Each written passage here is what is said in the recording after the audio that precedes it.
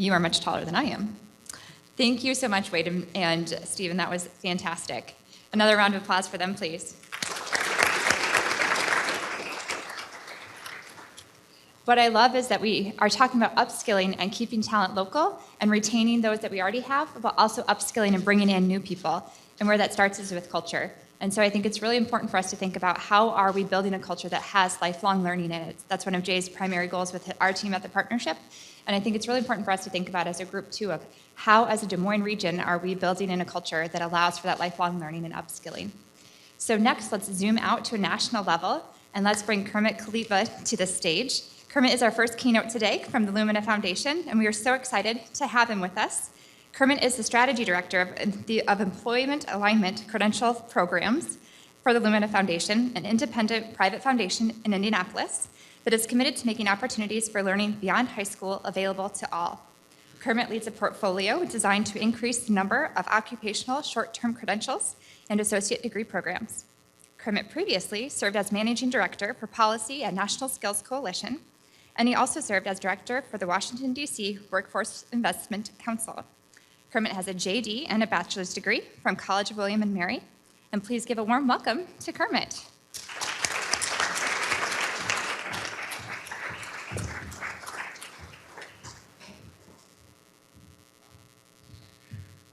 Good afternoon, everybody. It's delightful to be here. I'm excited to be in Des Moines. I really appreciate the opportunity to come and offer some remarks about what we are seeing at Lumina Foundation around the future of work, or as we like to think about it, the work of the future. I'm particularly pleased to be here today presenting to a collaboration between the Des Moines, the Greater Des Moines Partnership, the Des Moines Area Community College, and some of the other partners in this room. I'm funding a project with the Association of Chamber of Commerce Executives that those folks are a part of. One of the things we're looking at is how do chambers of commerce, community colleges, and community-based organizations work together to build and develop and expand equitable pathways into key industries. And I'm really pleased to be here, really proud of the work that you guys are doing. I think it's really been inspiring and innovative.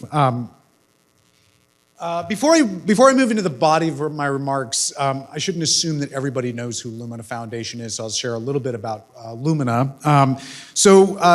We are the nation's largest private foundation focused exclusively on post-high school education and training. We're headquartered in Indianapolis. We're probably best known, let me see if this works. Hey, all right. We're probably best known nationally for our post-secondary attainment goal. So as a foundation, we are working to make sure that 60% of US adults have a degree or a high-quality credential by the year 2025. We first set this goal back in 2008. We were at about 43% nationally. I'm pleased to say, as of right now, we've gone up by about 10 percentage points as a country. We're at about 53, 54%. So we've really made some progress as a nation, although we clearly have work to do because, as my CEO constantly reminds me, 2025 is like 3 years away. We're really proud of this goal. It's helped drive the work that Lumina does. I think it's also been, we think, an inspiration to a lot of other communities and states. So there are over 45 states now that have their own attainment goal. Iowa is one of them. You probably know that Iowa has a goal of 70% credential attainment by the year 2025, so even more ambitious than the goal that Lumina set. And Des Moines actually has an attainment goal. You guys are shooting for 75% by 2025. I don't have any slides on where you guys are, but I assume you're on track. So I say this goal is at the heart of everything we do at Lumina, and that focus on post-secondary attainment is important because we know how critical degrees and credentials are and will be for the future of the workforce. And this slide shows why. And I'm just gonna stop for a second. So you got a really good PowerPoint presentation in the last session. I'm the world's worst PowerPoint slide developer. Like, I can't even read this, and I'm sure you guys can't either. So I apologize, but I'll explain what it is that you're seeing. So this is the unemployment rates for persons between the ages of over the age of 25 by educational attainment, going back to 2000. I think it's 2012. And one of the things you see in that graph is that is that historically, individuals with post-secondary education and training are more likely to be employed, and they're more likely to remain employed during economic downturns. Despite the questions that we've seen in some parts of the media about the value, or at least the return on investment in college, the trend is towards more jobs requiring some form of post-secondary education and training, not less. So Georgetown Center on Education and the Workforce has estimated that about 65% of all jobs in the United States will require some form of education and training beyond high school by the year 2025.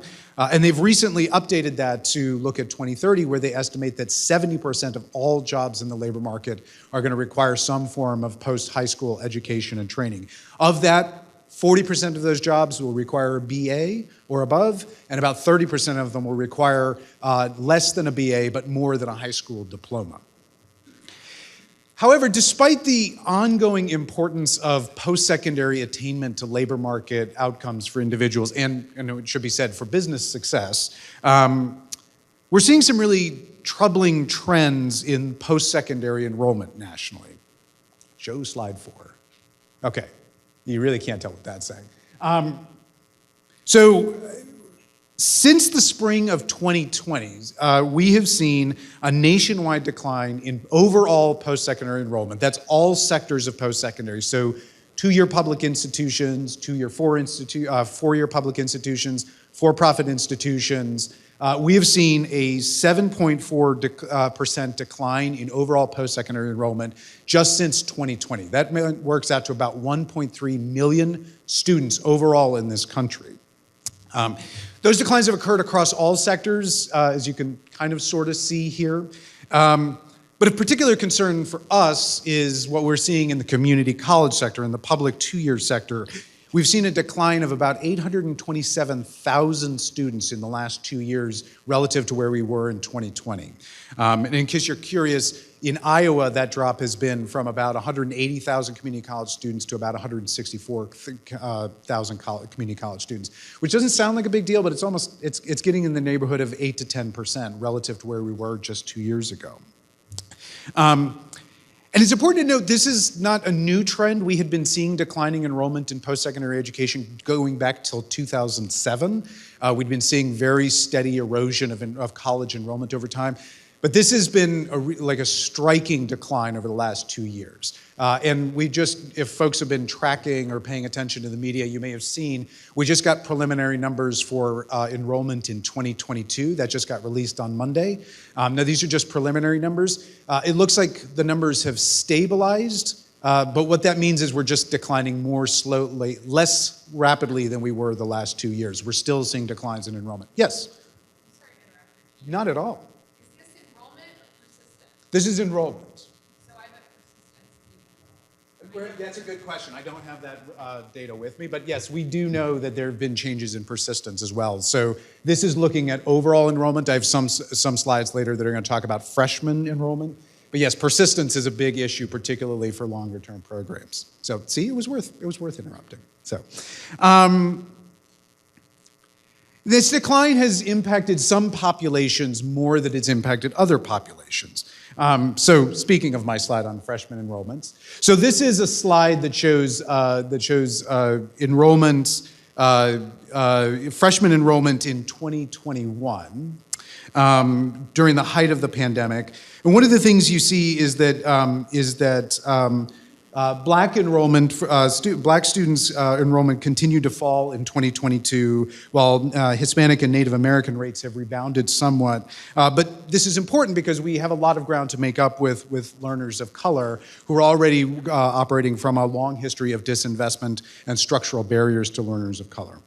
It's also worth noting, I don't have a slide on this, but I think important to know is that we're seeing a significant impact on older learners. So those over the age of 24, that's actually accelerated in the last year or so. So between 2020 and 2021, we saw a relatively modest dip. We saw most of the impact from the enrollment gaps in 2020 was younger learners, presumably because campuses weren't open and they weren't able to get on campus, and so they just didn't go to school during that year. We've actually seen an acceleration now that the decline for younger learners has kind of slowed down. It's still going down, But for older learners, it skyrocketed in 2021. So we went from 1.2% decline in enrollment for adult learners between 2020 and 21, and down to about a 6% decline in learners between 21 and 22. And that's important because getting adult learners back to school and by extension back into the labor market is going to need to be a bigger area of focus given demographics in this country. We can't afford to leave adult learners on the sidelines, but one of the things we're seeing is that they're not showing up at school in the same rates that they used to. We actually just did a report with the National Student Clearinghouse that estimates that roughly 39 million adults, that's roughly 1 in 4 US adults, have some college but no form of post-secondary degree or credential.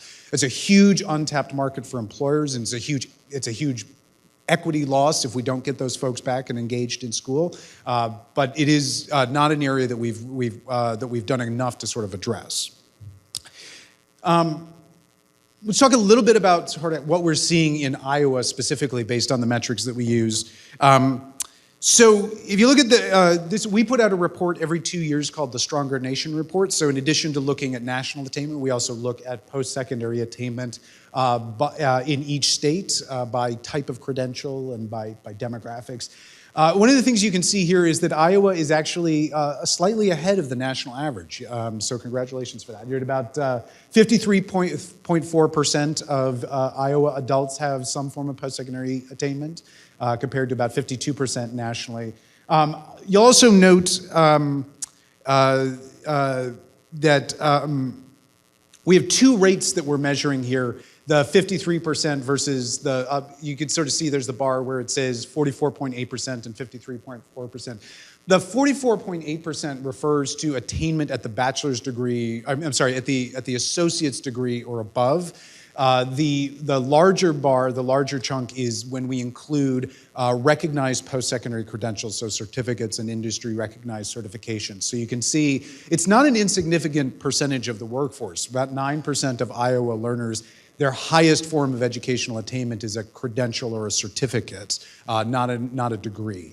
And I'm going to come back to talk a little bit more about those credentials in a little bit.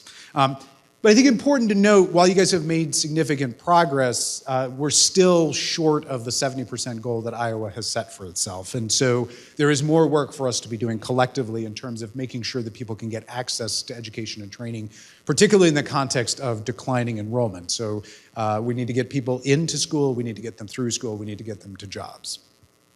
I will also share with you, so this is just a different way of slicing the data by degree attainment or credential attainment here in Iowa. I guarantee you can't read that, but if you go to strongernation.org on the Lumina website, you will see we have very detailed interactive charts that you can pull down so you can see sort of how you stack up in terms of credentials, and you can sort of see where those rates are.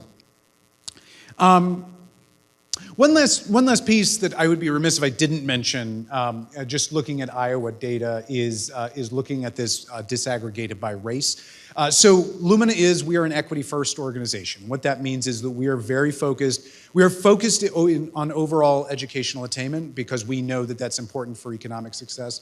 But we are particularly interested in and concerned by addressing educational attainment gaps for learners of color, Black, Latinx, and Indigenous learners, because we know that historically rates for learners of color have been substantially lower for a range of reasons, including structural barriers and historical racism. As you can see, Iowa is not that different from other parts of the country in the sense that credential attainment rates for Black, Hispanic, and Indigenous learners is lower on average than it is for white and Asian learners. One of the things that we're very interested in working with communities on is how do we make sure that as we grow as an economy and as we increase access to opportunity, we're doing that in a way that is equitable and make sure that there's opportunities for all. Okay. So that brings me to my last chart, which is, I just pulled this off of the Bureau of Labor Statistics website. So this is looking at job openings, and this is actually going back to back to August of 2007. And the main The main line to be looking at is the one that kind of looks like a seahorse, the big red one there. So that's looking at overall job openings in the U.S. market. And what it shows, again, I apologize. I should make better slides. This should be a professional development goal for myself. But what's done is done. The thing to notice there is that, this, I'll point to it. You probably see it, but this line up here, this red line that goes, it's sort of curving up like that. So what you're seeing there is the growth in job openings in the national economy over time. And what it shows is that there are a lot of unfilled jobs in this country. There are about 10 million, roughly 10 million. We're down a little bit from the peak, which was in March of 22. We saw a really significant spike in, but we have 10 million unfilled jobs, including about 113,000 in Iowa alone, according to BLS estimates. Now, stop for a second and just go back to this conversation about the future of work and talking about the before times, before COVID hit. If you've been in this space for a while, one of the things you probably remember is that this wasn't what was supposed to be happening with the future of work, right? What we were supposed to be having was what our CEO, Jamie Marasotis, likes to refer to as the robot zombie apocalypse, right? We were going to be moving into an economy where AI and other forms of technology were going to be eliminating gigantic swaths of jobs, not just for frontline workers, but for knowledge workers, and that we were going to have a hard time actually getting enough jobs for people, right? And that is happening in some sectors and to some degree. As is always the case when we see economic disruptions, employers are responded to COVID as they respond to any economic disruption by investing in more and better technologies. So there's a researcher at MIT that estimates that we're going to lose about 2 million jobs in US manufacturing to robots just between now and 2025. So it's not that there isn't any change in the labor market and the kinds of jobs that are out there, but it's clear that for all of the estimates about how we were moving to a world where there wasn't going to be enough work for people, the reverse is true. We don't have enough people to do the work that employers need to do. And it's important to note that some of these trends are a little bit unexpected. The enrollment trends in particular are a little bit unexpected. Normally what we see when you see an economic downturn like we saw in COVID, you see a real spike in enrollments in post-secondary education, right? Because if I can't get a job, the next best thing I can do is I can go to school and I can upgrade my skills so that I'm ready for the next job. But we didn't actually see that in the COVID recession. We saw a significant downturn, and we're continuing to see a downturn in enrollments even as the economy comes back. Now, some of this is probably explainable due to like the obvious factors, right? So when COVID hit, you couldn't go into many schools for a long time. So that we would imagine that would impact enrollment. And the rapid reopening of the labor market and the rapid expansion of the labor market, it's amazing how fast we went from, oh my gosh, we have the highest unemployment in the history of tracking unemployment to, holy cow, we're at like 3% again. We're obviously seeing workers and learners responding to that as well, right? There's the opportunity cost of being in school relative to being out in the labor market is different than it was even a year ago. So if I can make a living right now without having to go back and get skills and get training, I want to do that instead of spending my time in a classroom, right? But this has a tremendous impact. This is a very significant concern for us at Lumina. It's a huge problem for employers because the need for skilled workers is increasing. It's increasing dramatically. At the same time, workers are signaling that they are much less interested in pursuing the specific skills that they need in order to get the jobs that you're looking to fill.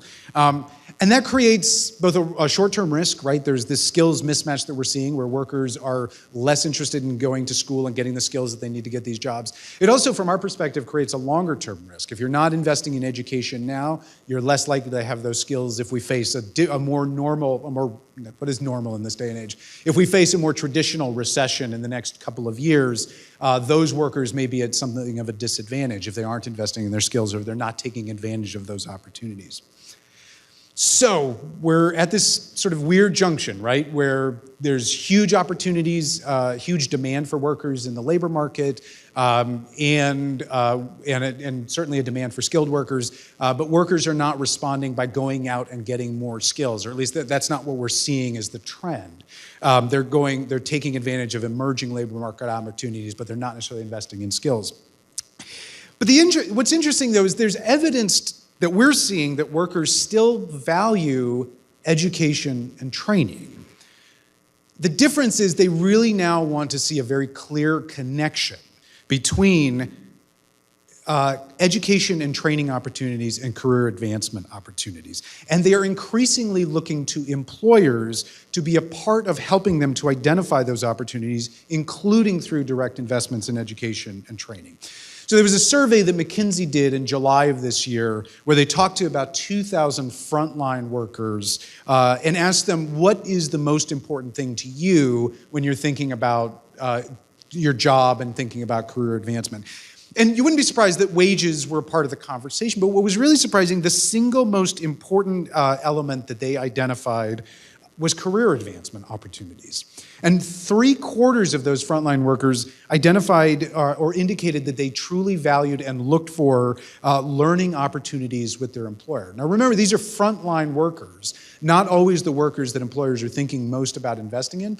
So that tells you something. It tells you that workers understand the value of skills, they understand the value of credentials, but they want to see a direct connection between those learning opportunities and career advancement opportunities.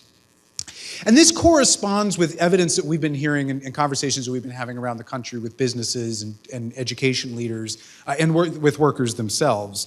Our CEO, Jamie Marasotis, talks about how we're not really facing a great resignation. That's the term that we've been using. What we might really be seeing is the great reprioritization.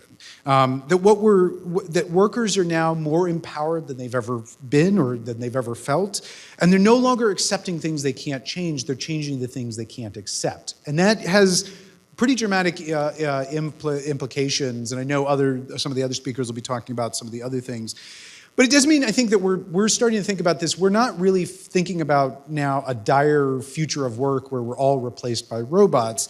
Instead, we need to start to be looking, as the earlier speakers were alluding to, a more collaborative and inclusive work of the future, one in which both workers and employers benefit and prosper by focusing on why work matters and how to invest in skills. So when Jamie presents on this topic, he likes to talk about the work of the future. He likes to talk about what he calls human work. And what does that mean? It means that there is a lot of work out there that cannot be done by machines precisely because it requires a set of skills that are uniquely human. So these are traits like compassion, empathy, and ethics, developed skills for problem solving, and integrative skills. Right? So there are a lot of jobs and a lot of the things, I suspect what you're seeing here in this employment spike is that it's not just about those hard skills. It is about a set of really truly human skills, what we often refer to as the soft skills. They really are increasingly important and increasingly part of how both employers and workers are thinking about interacting with one another. Jamie likes to emphasize that workers more than ever are seeing their jobs as more than a paycheck. People want to find meaning in work. They want to show up for work knowing that what they're doing matters. It matters to them, it matters to their family, it matters to their community. Human work is about learning and serving as well as earning, right? It's about making a difference and being important. And work in the future is going to be different because it's going to focus less on specialized expertise and tasks, the sort of things that you can develop an algorithm for, and more on the ability to apply that knowledge broadly. But historically in this country, we haven't done a really good job of investing in learning and lifelong learning that we need in the new economy. We don't do a good job of investing in learning in this country after the age of 25. Folks may not have seen this, but under the last administration, the White House Council on Economic Advisors produced this study, and one of the things they showed was we are one of the best countries in the world when it comes to investing in education and training when you're growing up, when you're in K through 12, when you're in secondary, when you're in early post-secondary. What's striking is after the age of 25, our investments in human capital disappear completely. At least our public investments in human capital disappear completely. And even though employers are making up some of that, and obviously individuals are making some of that, that is just not something that we as a society have thought we need to invest in. And we don't invest in lifelong learning nearly at the level that we should. We haven't done a great job, frankly, of investing in partnerships between educational institutions and industry, like the partnership that the partnership and DMAC and others are currently running right now. And we've tended not to support anything that looks like workforce or training at the same level that we support more traditional educational pathways, even as we know that more and more learners are craving just-in-time instruction that helps them enter into and advance in the labor market, rather than more lengthy time commitments that are associated with the more traditional educational pathways.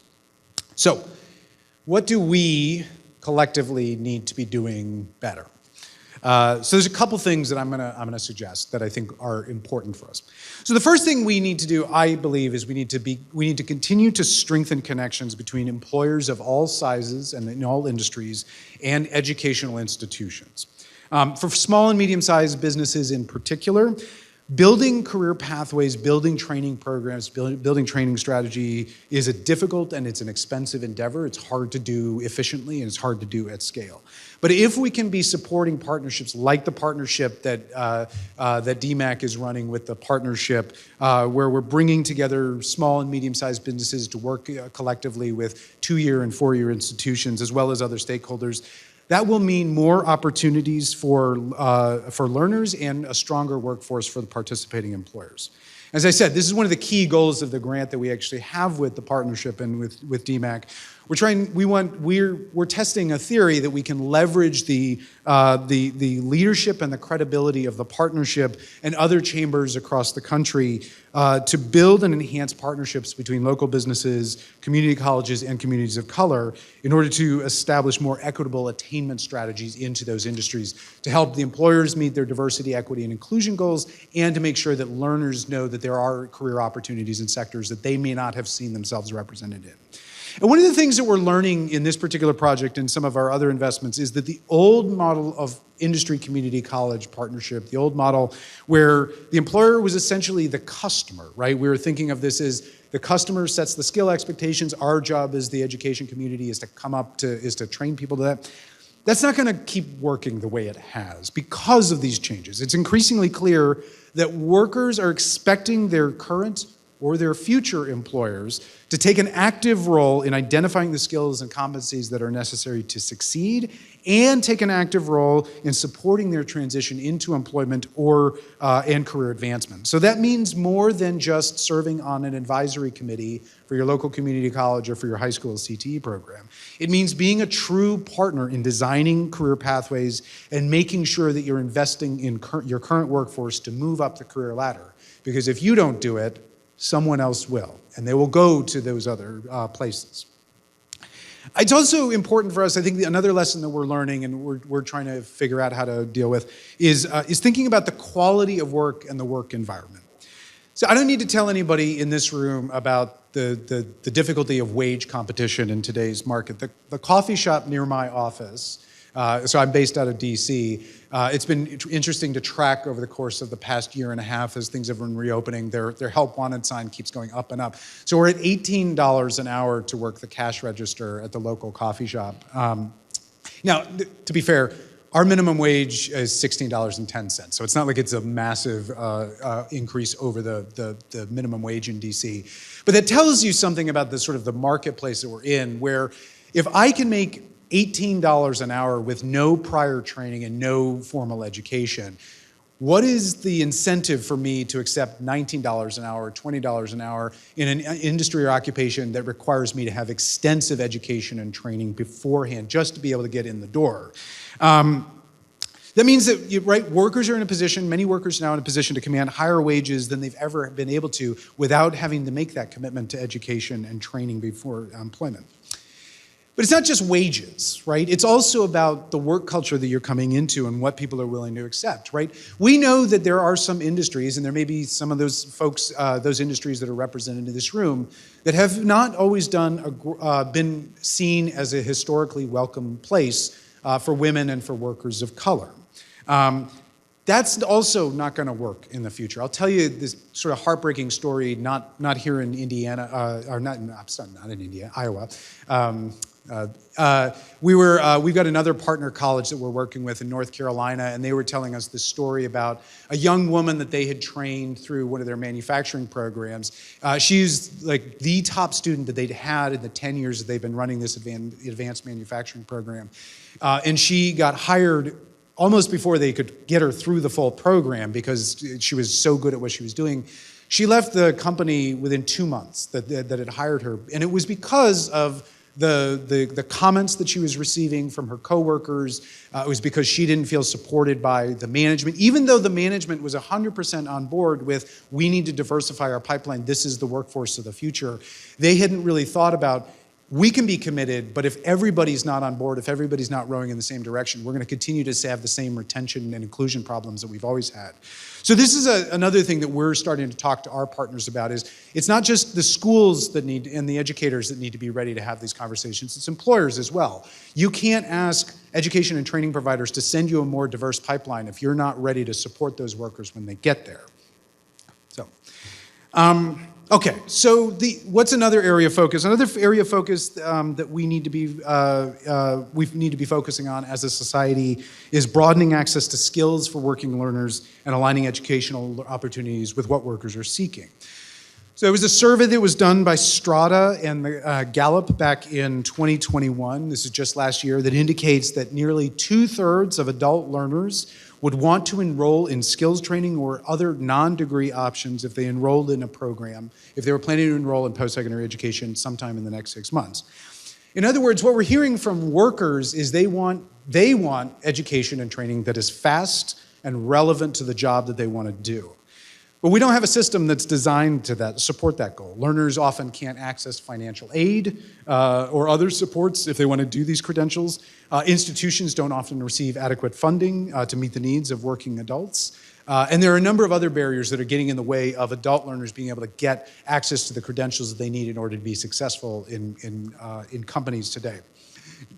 Now, Iowa, interestingly, has actually been a leader in this space. You guys, a number of years ago, created something called the Gap Tuition Assistance Program. This is one of the first state programs that we're aware of that actually targets financial aid to high-quality, high-demand workforce programs that aren't otherwise eligible for federal financial aid like the Pell Grant. You also have the PACE program, which supports high-quality career pathways at Iowa's community colleges. And I think it's really, we have been using and talking about internally at Lumina and within the ecosystem that we help support, we have been talking about the GAP tuition and the PACE program for a number of years as models for what all states should be doing and thinking about. And in fact, there are now serious discussions at the federal level about expanding federal financial aid, including Pell Grants, to support certain short-term programs that lead to good jobs, which would be a huge win for both workers and for businesses.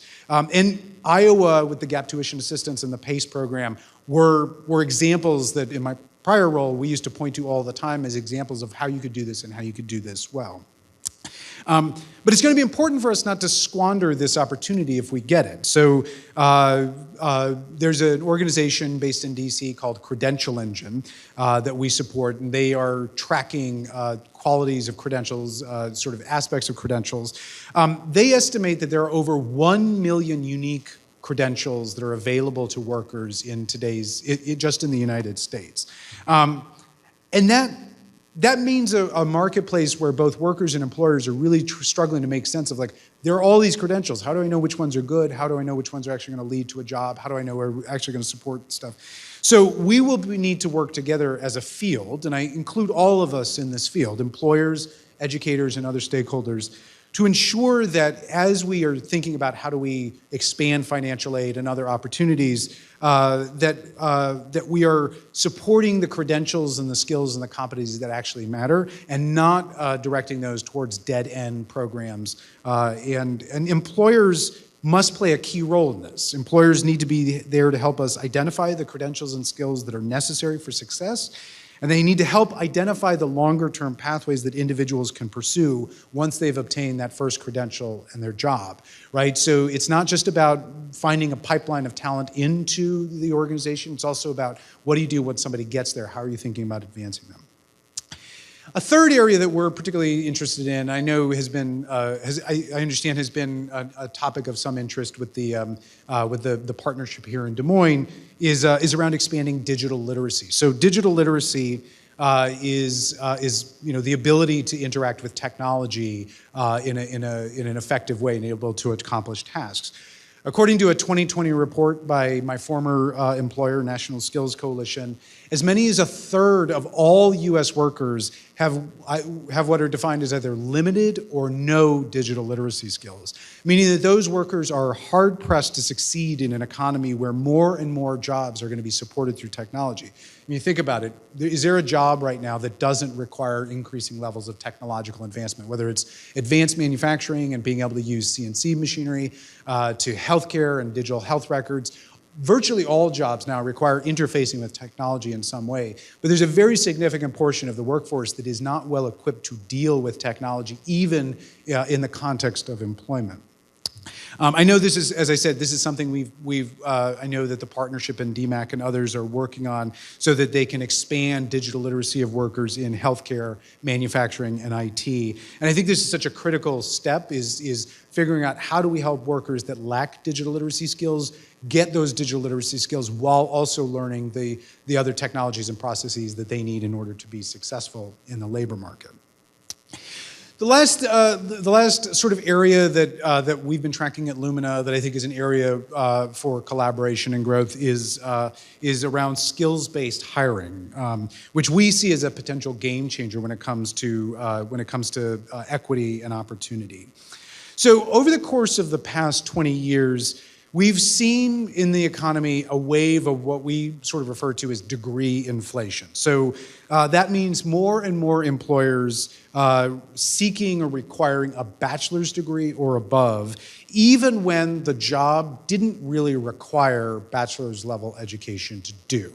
And that has implications for businesses and has implications for workers. For businesses, this means competing for a relatively small slice of the labor market. Remember, this is who has a bachelor's degree or above, the left of the line.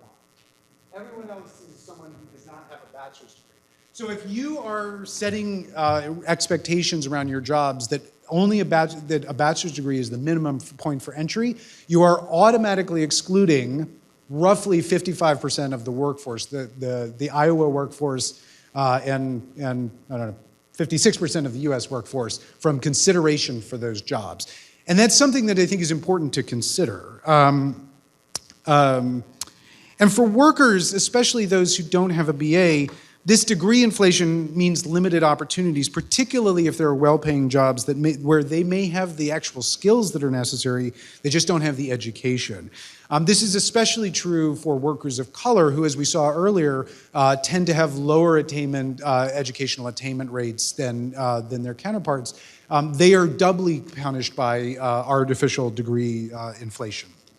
Now, the good news is that we are starting to see a shift away from degree requirements as kind of a default for entry. So a Harvard Business Review report found that between 2017 and 2019, employers changed degree requirements for 46% of what they called middle skill jobs and 31% of what they call high skill positions, right? So there has been a real movement from leaders like IBM and others where they've started to really look at what are the job requirements, what are the true job requirements for entry and advancement, and do we get those from a degree, or are there other pathways to get those? We're also seeing some similar changes in the public sector. So earlier this year, the federal government, the Office of Personnel Management, issued guidance to federal agencies encouraging them to, what did they do? Oh, to review job descriptions, to remove unnecessary barriers to hiring. And the state of Maryland has also chosen to do this. Governor Hogan just released an executive order earlier this year asking state agencies to review job requirements and eliminate degree expectations where they weren't necessary. So this we see as an important first step towards the democratization of skill. But we know that it's not enough to just lift the degree requirements, because that doesn't magically make somebody qualified to do the job, right? It's not just that they shouldn't have to have a degree. We also need to make sure they do in fact have the skills and the competencies that are necessary. And that is, again, an area where I think employers, educators, and other stakeholders are going to have to come together. I think this is a step in the right direction. We're very excited about the opportunities and the possibilities of skills-based hiring, but it is not a simple question of just, again, removing degree requirements. It does require intentionally going through examining job skills, examining expectations, and figuring out how do schools and other partners develop the pathways for those skills and competencies. And with that, I will end my remarks a few minutes early. So, but I'm happy to take any questions, if any. Oh, yes. You talked about quality credentials. Yeah. How do you find it? I'm glad you asked that question. So there's a couple of different answers to that. So for Lumina's purposes, when it comes to calculating attainment, I'm going to get this wrong. We use a very simple threshold. So we look at certificates, post-secondary certificates that pay 10% above what somebody could earn with a high school diploma alone, on average. And then for industry-recognized credentials, we have a slightly different metric. It's 20% above what somebody could earn with a high school diploma alone. Now, I say that's Lumina's definition. There are other ways to define quality credentials. So in my prior role, actually the reason I came to Lumina, I was working on a Lumina-funded project at National Skills Coalition. We actually came up with a quality framework in partnership with 12 states, including Iowa, based on their gap tuition assistance program and some of the quality assurance metrics that they had. So we looked at 4 dimensions of quality assurance. One was looking at alignment with the labor market, right? So you can have a quality credential that doesn't lead to jobs in the local or regional economy. So if you don't have submarine repair shops, you shouldn't be offering a submarine repair program. You know, I don't know that you don't, so I'm not judging. But that's one aspect. A second aspect was looking at employment and earnings outcomes. So recognizing that the reason why somebody is enrolling in a non-degree credential almost certainly is because they want a job to come out of that or they want career advancement. So that was another dimension. The third dimension that we looked at was documented learning advancement and competency. So is there a way to demonstrate that somebody coming out of that credential can do something that they couldn't do before, or that they couldn't do without that training?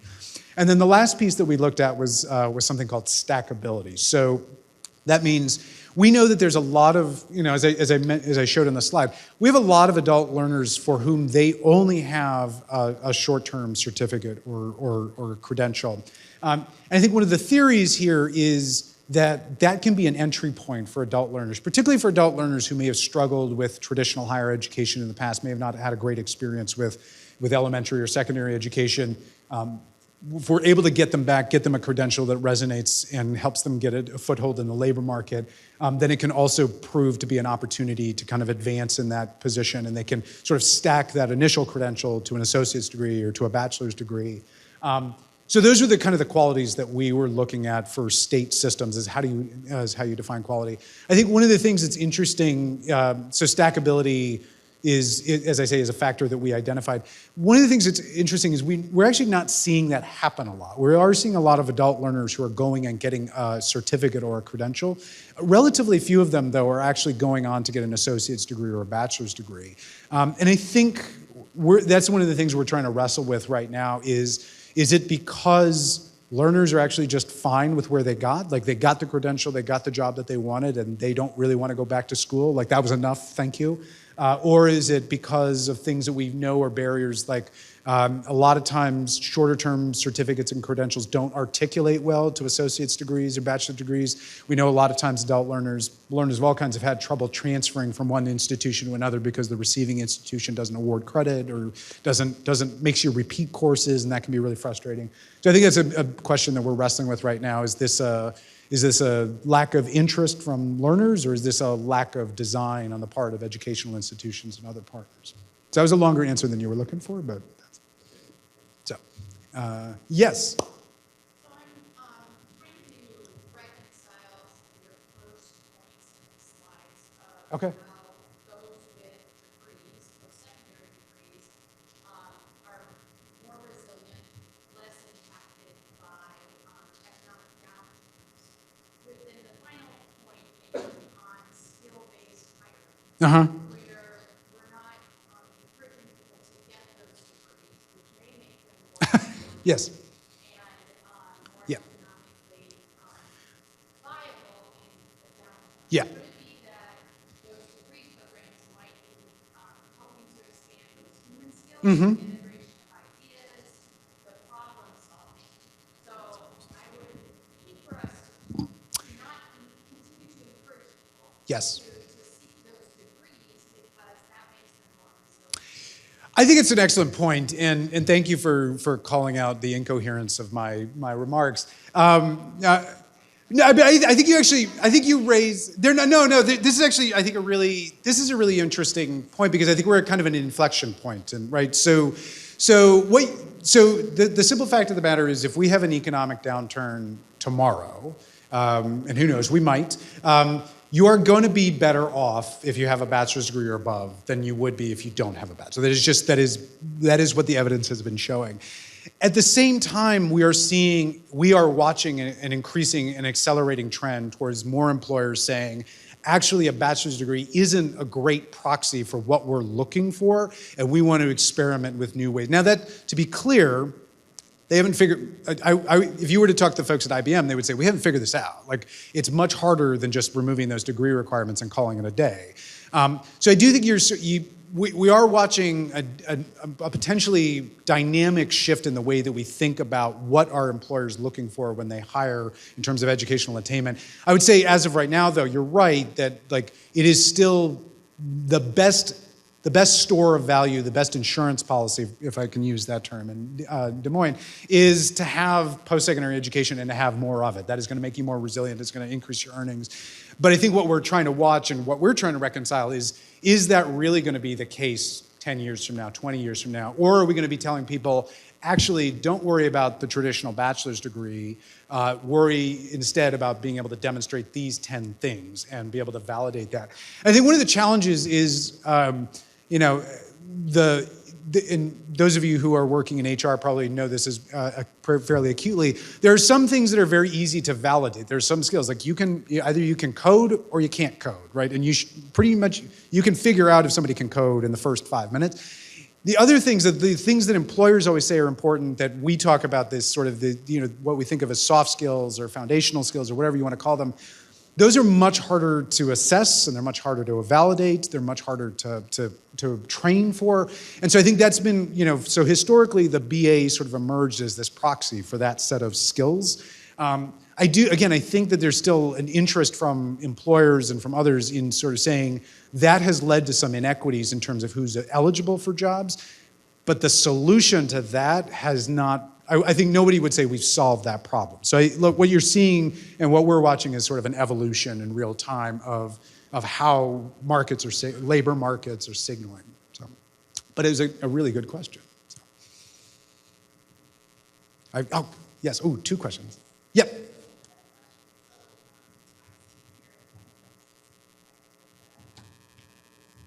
Yeah, I'm sorry. Yes, please. So, thank you. Thank you so much. So, actually, I had a quick question. So, I see here that you're saying that a lot of people, when they're in the work environment, they're looking for someone to coach them for the next step. And so, as someone who is a teacher, now career coach, I was wondering, do you happen to know if there's any, obviously I was kind of looking at, there has to be people within organizations that are trained in both worlds, the K-12 world and also business, right? And so my question is, how, through this research, is there any kind of ideas on having career counselors within organizations to help people move through? Does that make sense? It does. Okay. It is not. I would say I'm going to acknowledge that is not my area of specialty. I was just wondering because I was expertise. looking at that thing, and so I was kind of But wondering. yes, yeah. So there are certainly there are a number of national organizations like the Society for Human Resource Management, and they're not ASTD anymore. The ATD used to be the American Society for Training and Development, who are looking at the sort of the learning function within organizations. And I'd be happy if you want to give me your card afterwards. We can connect, and I can try to connect you with some of the folks who are working on that more. But I do think you raise an important point, which is this role of career coaching, career counseling. I think that is a role. One of the things we're seeing that is really effective with adult learners as well as K-12 learners is having somebody who can help them navigate all of the different choices that come with education and with transition to the workplace. And we've seen really positive results where career coaching is made available, both before entry into employment and after entry to employment. And so I think you raised a really important point about sort of managing the learning function and managing the learning function in a visible way that workers can actually see. So thank you. Yes. Based on the number of small businesses in this country, and I don't know the number of people employed by small businesses, perhaps you know that. Small businesses are struggling with training their employees, whether new or existing employees, and getting them skill sets. And so other than Coursera or LinkedIn, do you have recommendations, or perhaps after this you would send an email or something that listed a number of different software programs or things that they could go online, these small businesses, and say, oh, my employees could take these courses for a relatively low cost? Sure. Well, I would say, this is going to sound like a real, your best bet, honestly, from my perspective, for small and medium-sized businesses is to work in partnership with organizations like the Greater Des Moines Partnership and with your local community colleges. And the reason I say that is because, so you're right? Like as small and medium-sized businesses are going to face a lot of struggle in getting to economies of scale with education and training. I think one of the advantages that working with a chamber and with community colleges can do is it does create a shared ecosystem, what one employer partner of ours a long time ago used to call co-opetition, right? Like we are in competition in the marketplace, but at the end of the day, we all depend on a skilled labor force that is trained in these competencies. So I would say that's your best bet, but I'm certainly happy to give you my card after, because I'm way past my time now. But I'd love to connect you with some of the other folks that we know in this space. So. Thank you.